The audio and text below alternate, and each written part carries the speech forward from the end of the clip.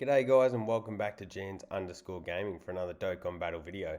So I've been getting a couple of questions about the best ways to raise your team costs, so I thought I'd do a little video on that for you here today. So the best option, simply put, is just simply leveling up. That's going to be the cheapest and most efficient way to boost your team costs. As you can see, mine is 754 at level 689.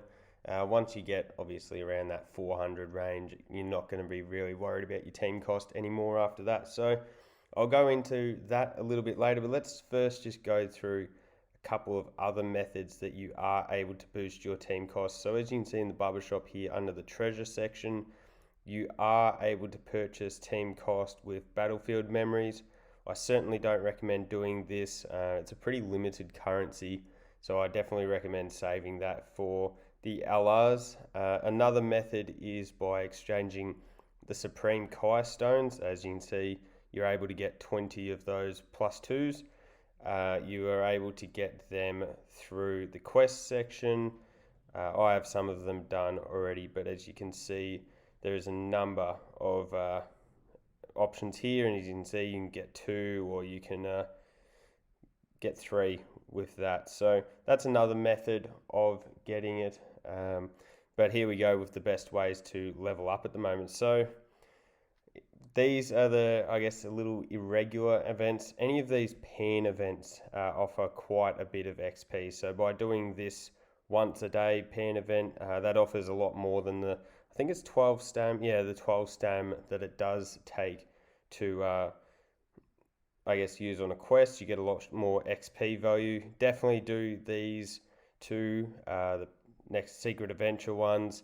That's the 100 stamina at the top, as well as you can use the 80 stamina below that. That's really good for when you are in the earlier stages of your account. You can level up 2 or 3 times just by doing this 100 stamina stage, and as I mentioned before, that is where your team cost does raise from leveling.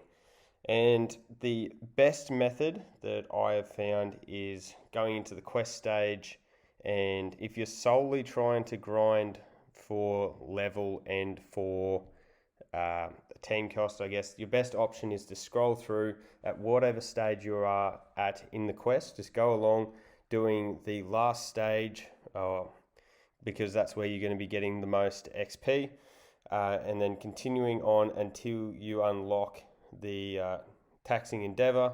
Takes 2 seconds to do this stage 23, and that's where you are getting the maximum XP.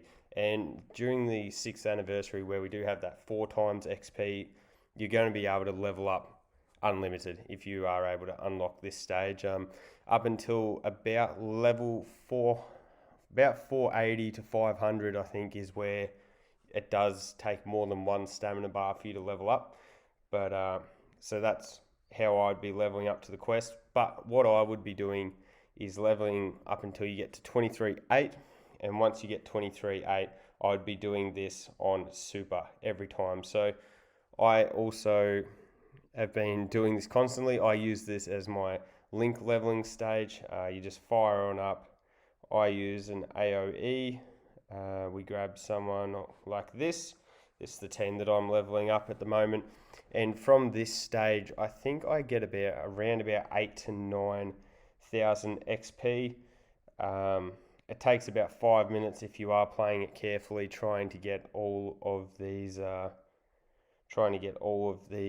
Cybermen to try to link the best you can.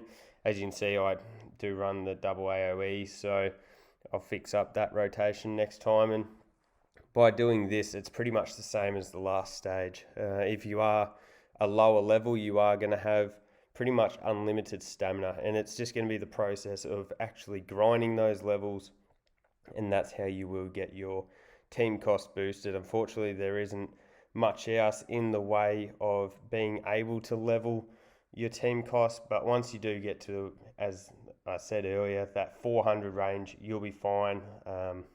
You won't even realize that the team cost limit is a thing after you get to that stage. So just to sort of recap, you can purchase it with a number of different currencies, I guess, in the barbershop, but the best and most effective method is by leveling up, and for that I do use the pan events, and I also use the quest stage, in particular number 23.8, because I'm trying to link units at the same time, and also stage 27.3 because that is the quickest.